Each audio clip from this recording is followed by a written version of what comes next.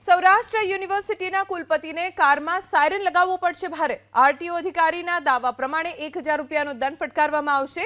RTO અધિકારી કેતન ખાપેટે અનુસાર motor vehicle act મુજબ કુલપતિની કારમાં સાયરન ન લગાવી શકાય। મોટર વ્હીકલ રૂલ્સ નિયમ 119 મુજબ એમ્બ્યુલન્સ અને ફાયરના વાહનમાં આ સાયરન રાખી શકાય છે।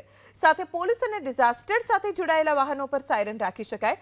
જો કે કુલપતિ ઉત્પલ જોશીએ પોતાની કારમાં સાયરન લગાવી હતી ત્યારે કાયદા મુજબ કાર્યવાહી કરાશે અને 1000 રૂપિયાનો દંડ પણ ફટકારાશે।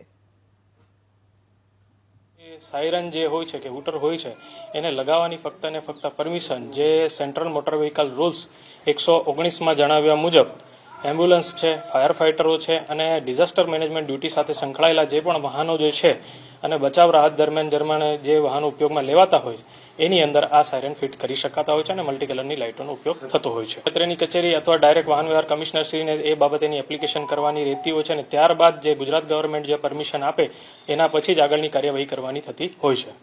મોટર વ્હીકલ રૂલ્સની અંદર જણાવ્યા મુજબ એ પ્રકારનું વાહન ઇમરજન્સી પ્રકારનું વાહન કહેવાતું નથી।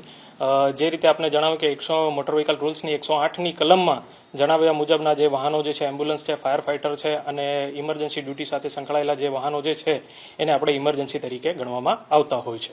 આપણે અત્રેની કચેરી દ્વારા કાર્યવાહી કરવામાં આવશે અને મોટર વ્હીકલ એક્ટની કલમ 194(1) મુજબની કાર્યવાહી કરવામાં આવશે। આ કાર્યવાહીની અંદર દંડની જોગવાઈ રહેતી હોય છે કે જેની અંદર 1000 રૂપિયા સુધીનો એની અંદર દંડ થતો હોય છે।